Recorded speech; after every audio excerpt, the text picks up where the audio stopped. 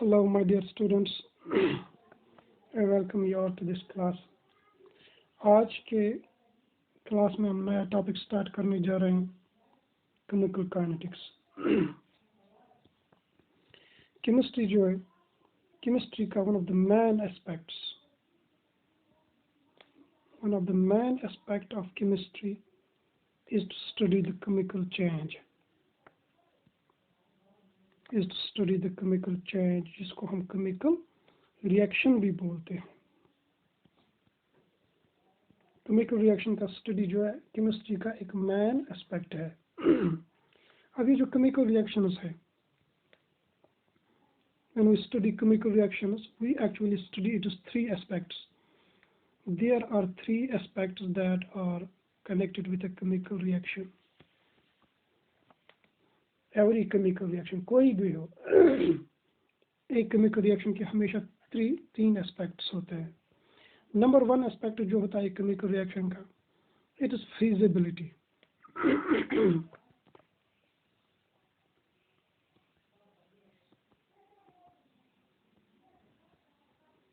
Feasibility means simply whether a reaction will occur or not.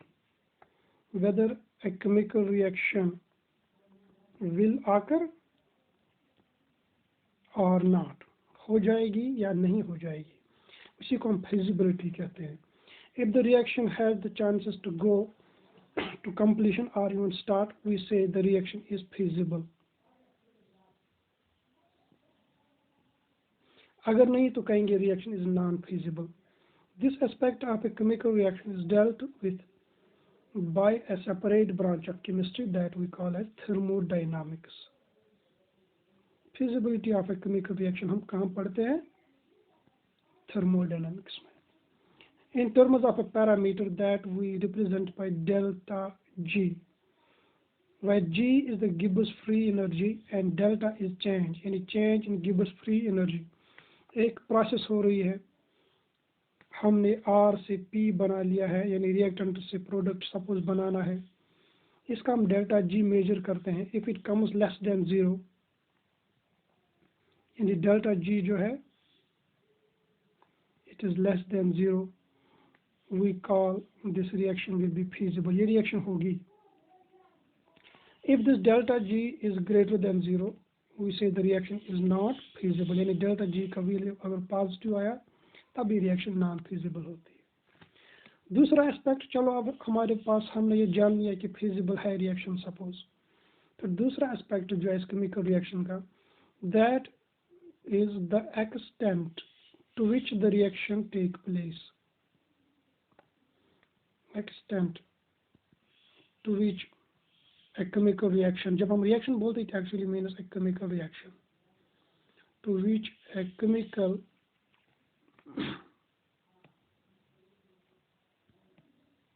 reaction take place. Extent to which a chemical reaction take place, इसका मतलब हो गया कि हमने जो रिएक्टेंट इनिशियल में लिया था, इसका अमाउंट जो लिया था, इसका कितना अमाउंट जो है प्रोडक्ट में कन्वर्ट हुआ है, दैट इज एक्सटेंट, यानी कितना रिएक्टेंट हमारा कंज्यूम हो गया है एक केमिकल रिएक्शन में। This extent of chemical reaction जो है ये भी हम मेजर करते हैं एक सेपरेट ब्रांच से chemistry that we call as chemical equilibrium.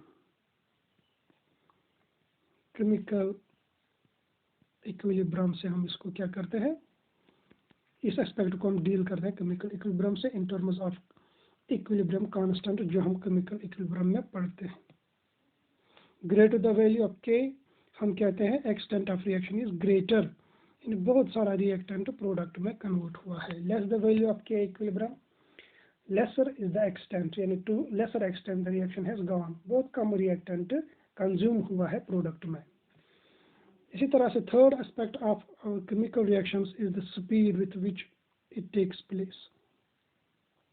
Speed, suppose कर लीजिए रिएक्शन जो है फीजिबल भी है, अब एक्सटेंट भी ठीक ठाक है, यानी रिएक्टेंट भी कंज्यूम हो रहा है, लेकिन स्पीड इज वन एस्पेक्ट, यानी अगर for example speed simply means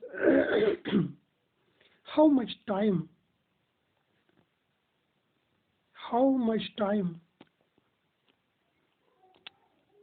a reactant will take to get converted to the product.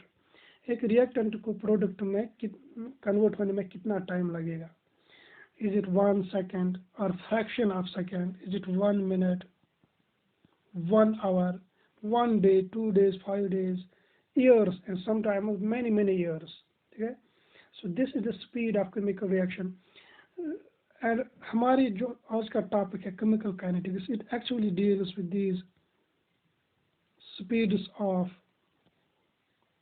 chemical reaction, जिसको हम रेट भी बोलते हैं, रेट ऑफ केमिकल रिएक्शन, और फैक्टर्स जो इस रेट को अफेक्ट करते हैं. This is the subject matter of chemical kinetics. क्या पढ़ते हैं हम इसमें? एक केमिकल रिएक्शन की रेट को पढ़ते हैं, यानी स्पीड को पढ़ते हैं, और फैक्टर्स को पढ़ते हैं जो इस रेट को अफेक्ट करते हैं. इसके साथ साथ हम कुछ और चीज़ें पढ़ते हैं जैसे मैकेनिज्म, वो भी इसी केमिकल रिएक्शन के एस्पेक्ट में आते हैं कि केमिकल रिएक्शन कैसे हो रही है, बाकी चीज़ें. सो वी कैन राइट, आप अपना पेन और पेपर जो है लिख लीजिए साथ. Chemical kinetics is the branch of chemistry that deals with rates of reaction, factors affecting it and the mechanism. It is the branch of chemistry that deals with rates of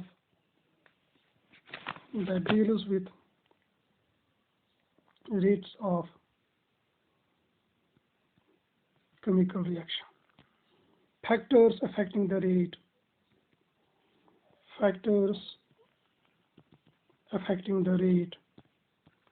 and the mechanism.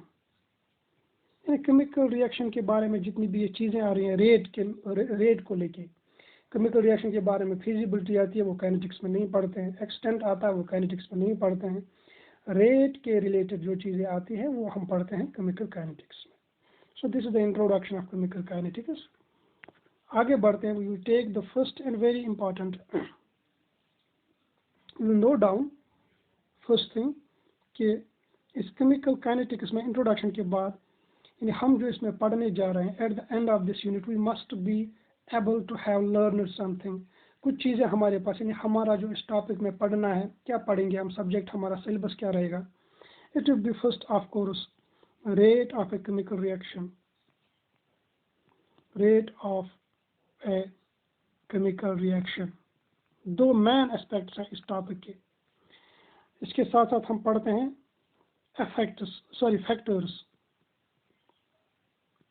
factors that affect the rate, एक chemical reaction की rate और इसके जो factors हैं जिन पे depend करती है. दूसरा हम पढ़ेंगे इसमें जो इम्पोर्टेंट टॉपिक रहेगा, that will be order of reaction, जिसमें जीरो ऑर्डर हमारे सिलेबस में है और फर्स्ट ऑर्डर है. Zero order and first order will be in our syllabus. इनको इन डिटेल हम पढ़ते हैं. उसके बाद हमारे इस सिलेबस में आएगा कैटालिसिस या कैटालिस्ट क्या चीज़ है, collision theory of reaction rates. इसका एलिमेंट्री आइडिया जो है, कोलिजन थ्योरी जो है इसका एलिमेंट्री आइडिया देंगे. लेकिन याद रखेंगे हम इस केमिकल काइनेटिक्स में हमारे पास दो इम्पॉर्टेंट चीज़ें जो है वो ये दो चीज़ें हैं, rate of a chemical reaction and factors affecting it. ये इसको एक टॉपिक मान लीजिए. दूसरा टॉपिक जो रहेगा it's order, zero order and first order. ऐसा समझ लेंगे 70% of the syllabus is these two parts, rate and order. Elementary idea of collision theory भी हम लेंगे. कैटालिस्ट यूजुअली हमें इसका आइडिया होता है, लेकिन हमारा मेन फोकस जो रहेगा इन दो टॉपिक्स पे रहेगा. इम्पोर्टेंस अगर हम देखेंगे इस टॉपिक की, केमिकल काइनेटिक्स की, तकरीबन मान लीजिए हमारे बोर्ड एग्ज़ाम में हमेशा सिलेबस के हिसाब से 5 मार्क्स तो रहते ही है. उसको छोड़ के अगर हम देखेंगे कॉम्पिटिटिव एग्ज़ाम में इसके 8 मार्क्स यूजुअली मोर ऑफन रहते हैं. 2 क्वेश्चन रहते हैं. अगर 2 क्वेश्चन नहीं है तो एक तो हमेशा ही रहता है, always there will be 1 question, तो वो हो गए 4 मार्क्स उसके. एवरेज 2 हम लेते हैं, लेकिन एक तो हमेशा होता है. अगर 2 नहीं होंगे तो एक क्वेश्चन रहता है. इसलिए ये टॉपिक बहुत ही इंपॉर्टेंट टॉपिक है. तो this is the importance and the syllabus that we will be going through in this topic. उसके बाद हम लेंगे, you write down rate of a reaction, rate of a reaction, rate of a reaction.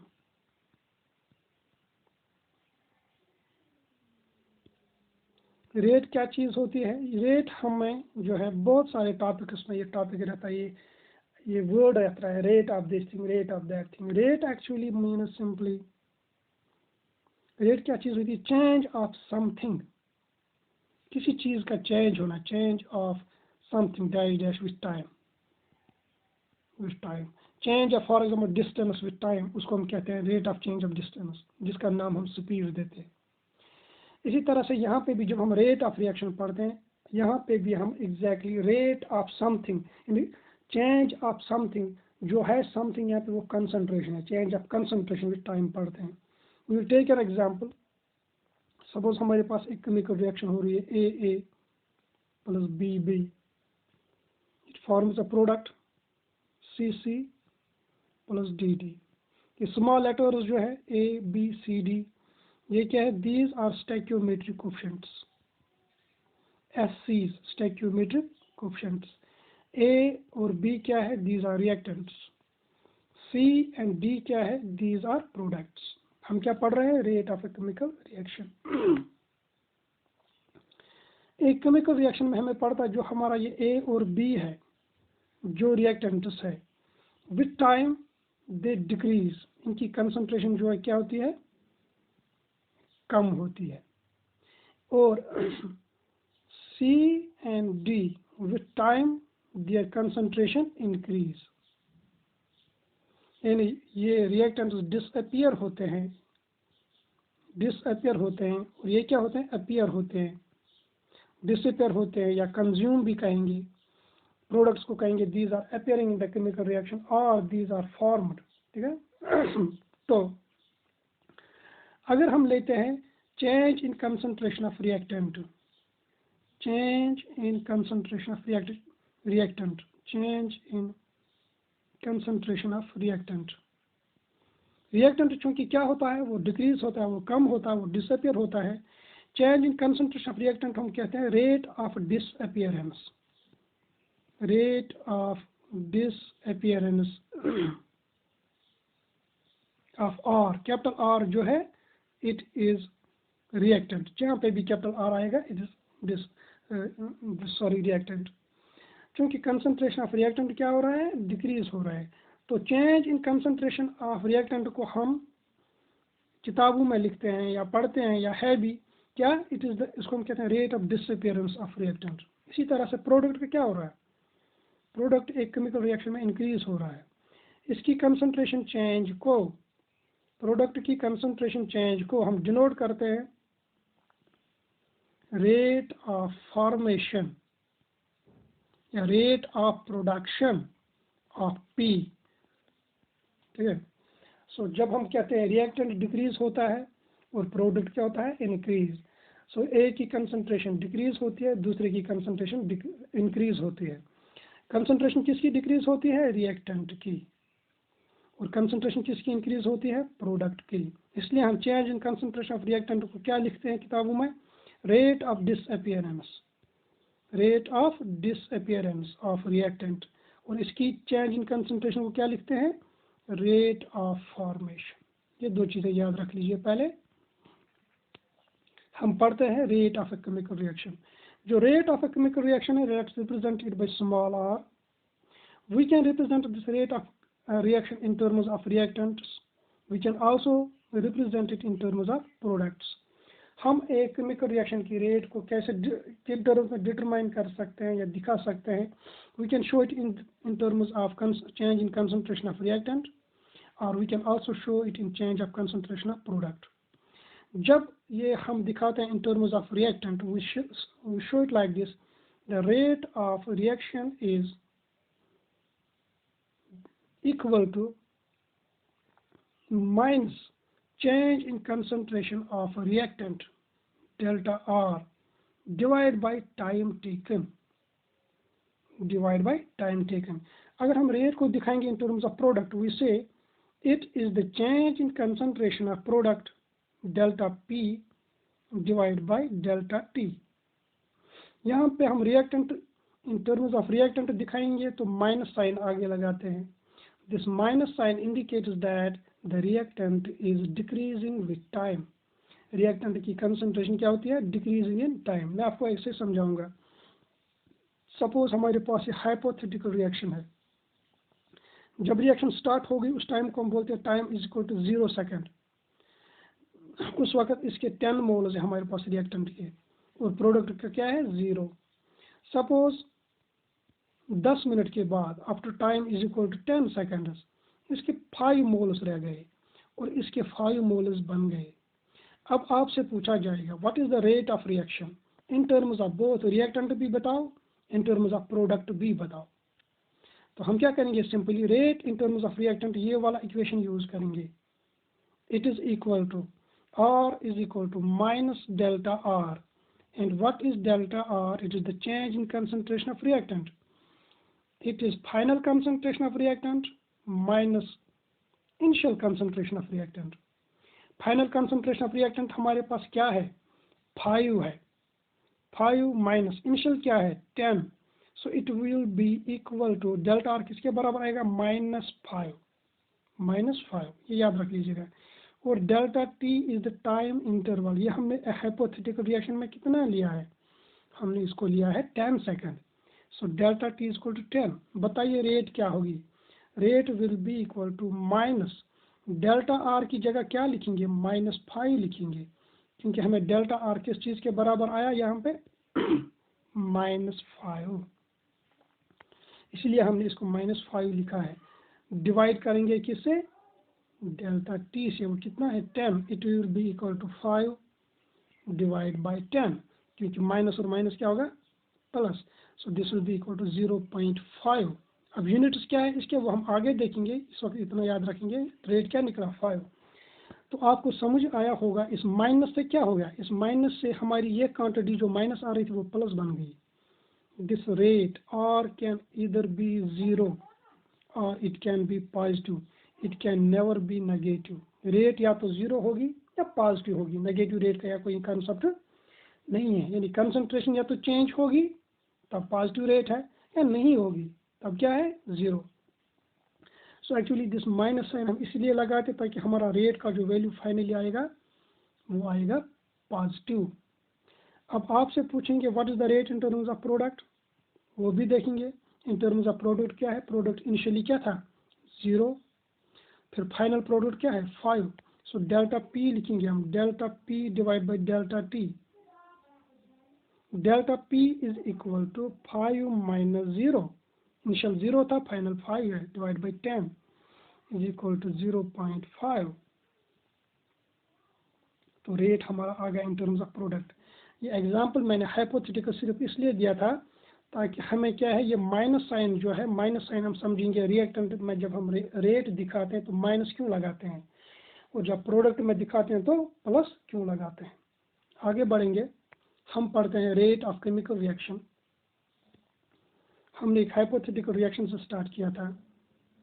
A plus B gives us C plus D। तो यहाँ पे जो stoichiometric coefficient है इनका एक अहम रोल है। एक हो गया हम देखेंगे how do we take into account this stoichiometric coefficients. पहले मैं सभी ये समझाने की कोशिश करूँगा, उसके बाद हम रेट की एक सिंपल सी डेफिनेशन लिखेंगे। सपोज A और B को वैल्यू देते हैं, इट इज़ 1A। 1 तो हम यूजुअली स्टैक्योमेट्रिक कोएफिशिएंट दिखाते नहीं हैं, यहाँ पे समझाने के लिए दिखाएंगे। 2B give us 2C plus 1D। ठीक है, तो अब आपसे ही पूछा जाएगा what is the rate of chemical reaction. हमें ये डेटा दिया गया है। डेटा क्या दिया गया? Suppose in 10 seconds of time, 10 second में क्या हुआ? 2 moles of B are consumed। 2 moles of B are consumed।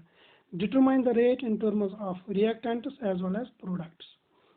Determine the rate in terms of reactants as well as products। देख लीजिए, हमारा टाइम इंटरवल डेल्टा टी कितना आ गया, 10 seconds. और delta R इस वक्त आर एक ही नहीं है, आर दो है। डेल्टा आर बी हम लिखेंगे, यानी बी की चेंज कितनी आई इस दौरान, 2 मोल्स चेंज हुए हैं बी के, 2 मोल्स। बताइए जब बी के 2 मोल्स कंज्यूम होंगे एज पर स्टैक्योमेट्री, ए के कितने कंज्यूम होते हैं, 1 मोल। ए के कितने कंज्यूम होते हैं, 1 मोल। So we will write down, क्योंकि स्टैक्योमेट्री का एक्चुअली मतलब ही यही होता है।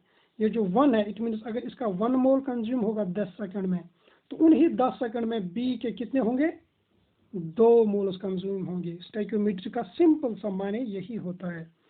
अब क्वेश्चन ने क्या दिया था, 2 moles of B are consumed. हमें नेचुरली ये समझ आना चाहिए, तब तक क्या होगा, ए का 1 मोल कंज्यूम हुआ है, सी के 2 मोल्स बने हैं और डी का 1 मोल बना है। ये चीज़ हमें स्टैक्योमेट्री ही बताती है। अब हम रेट डिटरमाइन करेंगे both in terms of A and in terms of B. ये चीज़ है वेरी इंपॉर्टेंट समझने के लिए। Right down rate in terms of A, rate in terms of A minus change in concentration of A divide by delta T। इसी तरह से rate in terms of B क्या होगा, शाबाश, change in concentration of B divide by delta T। Delta A भी दिया गया है, डेल्टा B भी दिया गया है, डेल्टा T भी दिया गया है। आप बोलेंगे सर सिर्फ डेल्टा B दिया गया है, B के बारे में बोला गया है, B के जो है 2 मोल चेंज हुए हैं, 2 मोल कंसंट्रेशन।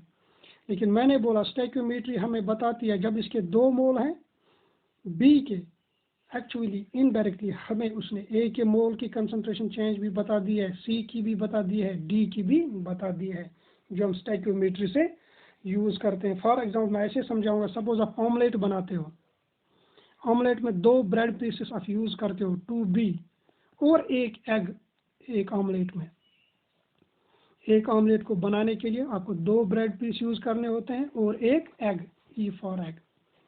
सपोज मैं आपको बताता हूँ कि हमने 20 ब्रेड पीसेस यूज़ किए हैं, 20 ब्रेड पीसेस यूज़ किए हैं, तो आपको सारी इंफॉर्मेशन मिल गई। आपको ये भी पता चला कि एग कितने यूज़ किए होंगे, आपको ये भी पता चला कि ऑमलेट्स कितने बने होंगे। 2 ब्रेड पीसेस एक ऑमलेट के लिए हमने 20 ब्रेड पीसेस यूज़ किए हैं, दैट मीन्स 10 ऑमलेट बने होंगे जिसमें 10 एग्स भी यूज़ हुए होंगे। Hope you understand it. इसी तरह से स्टैक्योमेट्री का भी एग्जैक्टली वही माने होता है। आ जाइए यहाँ पे, what is the change in concentration of A, यहाँ पे 1 मोल होगा। ये माइनस और माइनस जो मैंने अभी देखा वो प्लस होगा, इसलिए मैं पहले यहाँ पे प्लस लिखूंगा, divide by delta T, 10 second में ये हुआ है। यहाँ पे देखिए इट विल बी 2, ये -2 नहीं आएगा क्योंकि माइनस और माइनस पे प्लस हो जाता है, जो हमने अभी एग्जांपल में दिखाया है। What is rate equal to rate of reaction is equal to 0.1। यहाँ पे रेट क्या निकलेगा, 0.2। यानी जब हम रेट देखते हैं इन टर्म्स ऑफ ए और इन टर्म्स ऑफ बी, ये हमें डिफरेंट आ रहा है। That means our results, our calculations are wrong, our calculations are wrong, क्योंकि एक केमिकल रिएक्शन की एक ही रेट हो सकती है, 2 रेट कैसे हो सकते हैं। एक बस निकलती है एक डेस्टिनेशन से, डेस्टिनेशन 1 से, तो पहुंच जाती है डेस्टिनेशन 2 तक। इस रेट, ये बस जिस स्पीड से चलेगी, सारे पैसेंजर्स की स्पीड तो वही एक होगी, यानी ऐसा नहीं होगा कि कोई पैसेंजर आगे है कोई पीछे है, इसकी रेट अलग होगी, इसकी रेट अलग होगी, इसकी स्पीड अलग होगी, ये बाद में पहुंचेगा वो पहले पहुंचेगा, ऐसा नहीं होगा। सो रेट ऑफ रिएक्शन, चाहे इन टर्म्स ऑफ रिएक्टेंट दिखाएंगे प्रोडक्ट दिखाएंगे, वो हमेशा सेम होगी, यानी या तो ये 0.2 ठीक है या 0.1 होगा, लेकिन हमें 2 डिफरेंट रेट्स आ रही है। तो इसलिए एक्चुअली गलती हमने कहाँ पे की है, जो इसके स्टैक्योमेट्रिक कोएफिशिएंट्स थे 1 and 2, हमने इनको इन्वॉल्व नहीं किया है। Now when we involve these stoichiometric coefficients in their specific way in rate, तो हमें रेट जो है सेम मिलेगा। सपोज इसी एग्जांपल को हम रिपीट करेंगे।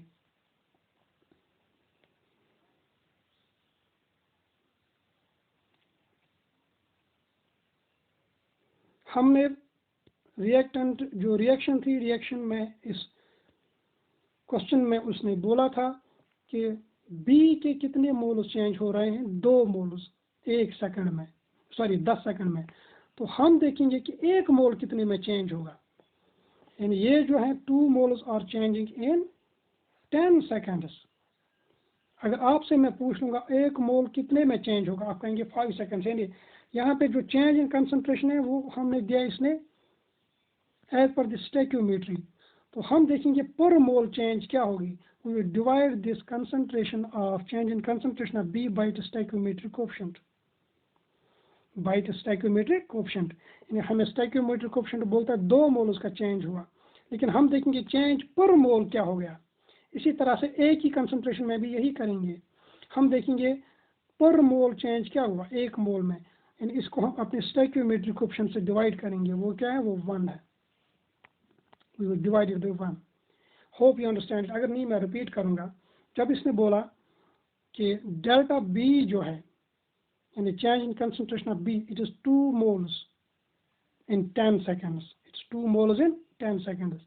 लेकिन केमिकल रिएक्शन में आप देखेंगे ये जो है इसका स्टोइकियोमेट्री क्या है, 2 है। यानी जब हम बोलते हैं 2 moles per second, we are taking concentration into this 2। अब हम देखेंगे पर मोल चेंज क्या हुआ है। पर मोल चेंज हमें कैसे मिलेगा, we will divide this change in concentration by its stoichiometric coefficient 2। जब हम ये करते हैं तो यहाँ पे भी 2 आएगा, this 2 and 2 will cancel out, it will become 1/10। तो यहाँ पे हमें मिलेगा 0.1। अब यहाँ पे भी रेट सेम आ गई, यानी बी और ए, ठीक है। सो एक्चुअली रेट जब हम डिटरमाइन करेंगे, जब हम रेट डिटरमाइन करेंगे, इट शुड ऑलवेज बी पर मोल कैलकुलेशंस, पर मोल कैलकुलेशंस। ये पर मोल कैलकुलेशन हम कैसे कर सकते हैं, we divide the change in concentration of R or change in concentration of P by their stoichiometric coefficients, by their stoichiometric coefficients। तो वहाँ पे हमें जो रिजल्ट मिलता है that is per mole. Otherwise जो स्टोइकियोमेट्रिक कोएफिशिएंट है ये पर मोल नहीं है, it means 2 moles of B, यहाँ पे 2 मोल्स ऑफ सी इस रिएक्शन में, और डी और ए के सामने तो ऑलरेडी 1 ही है, वहाँ पे हमें प्रॉब्लम नहीं होगी। प्रॉब्लम यहाँ होगी जहाँ पे क्या है 2 है, 3 है, 4 है, एटसेट्रा। सो यहाँ पे हमें ये सीखना चाहिए, change in concentration of reactant and product, change in concentration of reactant और change in concentration of product, जिसको हमने delta R by delta T और delta P by delta T से डिनोट किया है।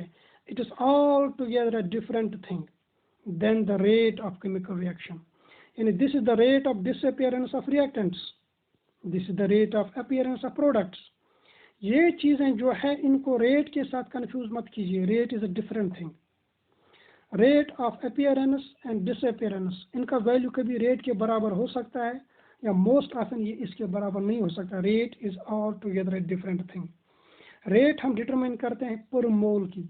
ये पर मोल की ज़रूरत क्यों पड़ी, जो मैंने अभी एग्जांपल आपको दिखाया। इन टर्म्स ऑफ ए हमें 0.1 निकलता था, इन टर्म्स ऑफ बी क्या निकलता था 0.2, क्योंकि वहाँ पे हम लेते थे rate of disappearance of B, तो यहाँ पे लेते थे rate of disappearance of A. तो ये स्टोइकियोमेट्रिक कोएफिशिएंट हम नहीं लाते थे। जब तक स्टोइकियोमेट्रिक कोएफिशिएंट नहीं लाएंगे इसमें, तब तक ये सिर्फ रेट ऑफ डिसअपीयरेंस ऑफ ए और बी है, तब तक ये रेट नहीं है। रेट होती है per mole change in reactant and product. फिर मैं इसी एग्जांपल से आपको समझाऊंगा। Reactant gives us product. Suppose हमारा रिएक्टेंट है B for bread, E for egg, it gives us O for omelette. 2 bread pieces, 1 egg, एक ऑमलेट देता है। इसी तरह से हम समझाएंगे आपको। It is O, it's not 10, O for omelette. Suppose एक केमिकल रिएक्शन हो रही है, मैंने बोला था rate of disappearance of reactants is all together और rate of appearance of product. इन दो को रेट के साथ कंफ्यूज मत कीजिए। क्योंकि रेट हम डिटरमाइन करते हैं पर मोल ऑफ रिएक्टेंट और पर मोल ऑफ प्रोडक्ट, और डिसअपियरेंस अपीयरेंस में हम मोल पर मोल वगैरह का कंसेप्ट यूज़ नहीं करते हैं। अगर मैं आपसे बताऊंगा कि 10 मिनट में, अगर हम एक हाइपोथेटिकल एग्जांपल लेंगे कि 10 मिनट में हमने 10 ऑमलेट्स बनाए हैं, 10 मिनट में 10 ऑमलेट्स बनाए हैं, so what is our rate of production of omelettes?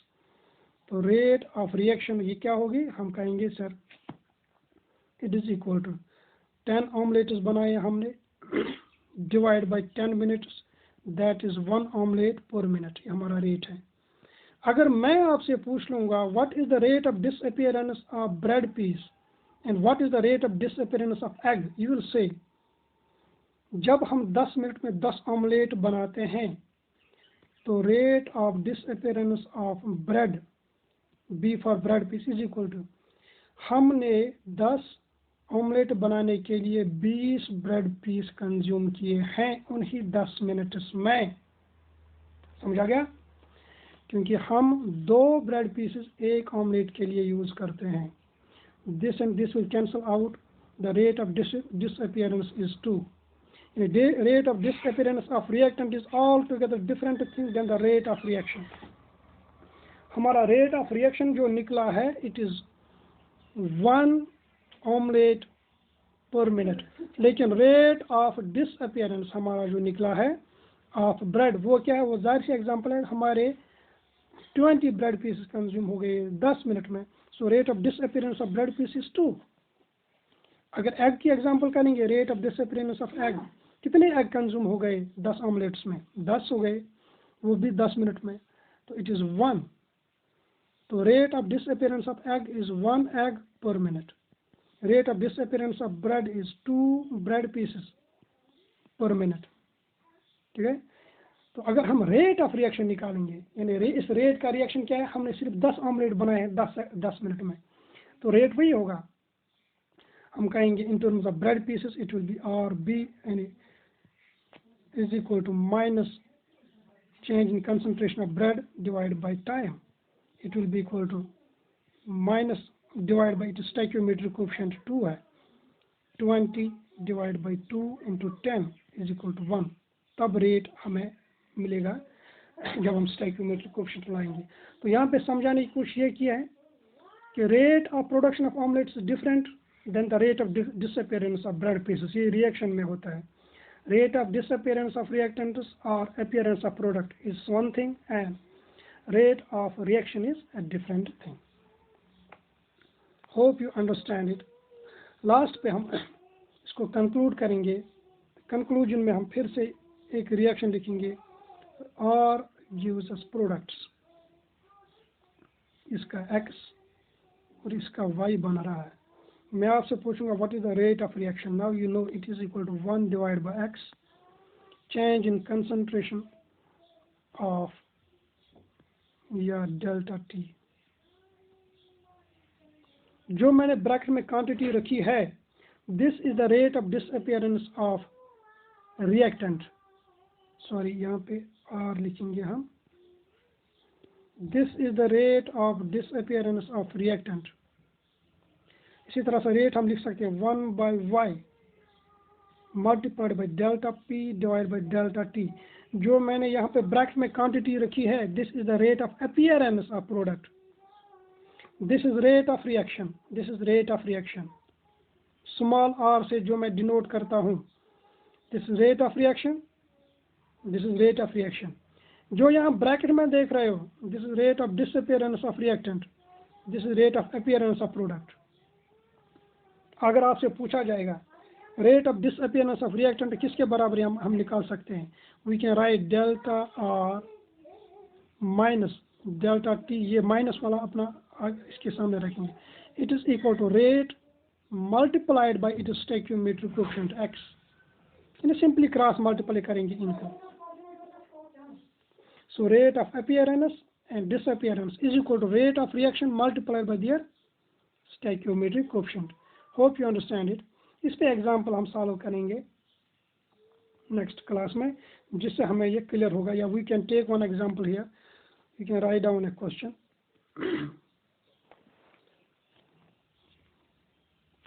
given the following hypothetical reaction, given the following hypothetical reaction, twice R gives product, twice R gives product. The rate of reaction has been found, the rate of reaction has been found 0.9 moles per second. The rate of reaction has been found 0.9 moles per second. What is the rate of disappearance, DIS small short में लिखेंगे of reactant R. What is the rate of disappearance of the reactant? Question लिख लो. Given the following reaction, twice R gives product. Rate of the reaction is given 0.9 moles per second. ये molarity है. ये capital M जो है molarity यानी moles per liter per second. M जो है it is actually mole per liter per second, जिसको हम simply capital में M दिखाते हैं. What is the rate of disappearance of R? Solution लिख लीजिए. आप खुद भी ट्राई कर सकते हैं, लेकिन मैं दिखाऊंगा यहाँ पे. We define rate is equal to minus 1/2, क्योंकि रिएक्टेंट का जो स्टोइकियोमेट्रिक कोएफिशिएंट क्या है 2 है. 1/2 multiplied by rate of change of reactant with time. ये हो गया rate of disappearance of reactant. ये हमें निकालना है, ये दिया गया है. इसका वैल्यू क्या है 0.9. यूनिट को छोड़ दीजिए अभी. डिवाइड बाय 2 मल्टीप्लाइड बाय, इसको मैं लिखूंगा rate of disappearance of reactant. So rate of disappearance of reactant किसके बराबर आएगा 0.9 multiplied by 2 is equal to rate of disappearance of the reactant. 2 9s are 18. It is equal to 1.8 mole per second. So rate of disappearance of reactant is 1.8 mole और reaction की rate क्या है 0.9.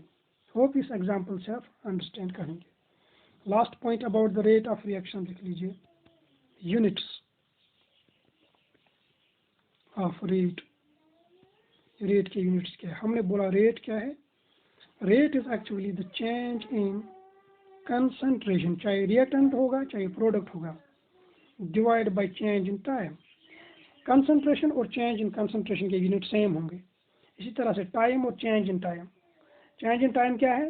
Final time 10 seconds, initial time 0 seconds. 10 में से 0 घटा लीजिए तो 10 होगा, लेकिन वो भी सेकंड्स में ही आएगा ना. यानी टाइम का डिफरेंस तो सेकंड में ही होगा, वो किलोग्राम में नहीं होगा.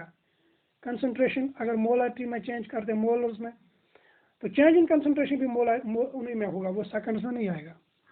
कंसंट्रेशन के units most often in kinetics we use it in molarity, moles per litre. So we can use concentration units क्या है मोल्स पर लीटर. ये किसके यूनिट मैंने लिखे हैं कंसंट्रेशन की. Divide by change in time क्या है वो सेकंड होगा या मिनट होगा या आवर होगा. हम सेकंड लिखेंगे, लेकिन जो रिएक्शन में वहाँ पे दिया गया होगा हम वही यूज करेंगे. So units of rate will be mole per litre per second. These are the units of rate. क्या है units of rate? Mole per litre per second. This is enough for today's class in terms of rate. इसमें कोई confusion होगा तो हमारा जो group है चलता है स्कूल में, उसमें आप क्वेश्चन पूछ सकते हैं मुझे कि rate of appearance, disappearance and rate of reaction. Sometimes it's confusing, लेकिन मैंने जो एक ब्रेड की एग्जांपल दिया है, ऑमलेट की example, hope it will be clear for you by that example. फिर भी कोई कंफ्यूजन होगा तो रिवर्ट इन दैट ग्रुप, अपने डाउट्स पूछ लीजिएगा. Will clear it there. For today's bye, take care. इंशाल्लाह कल मिलेंगे.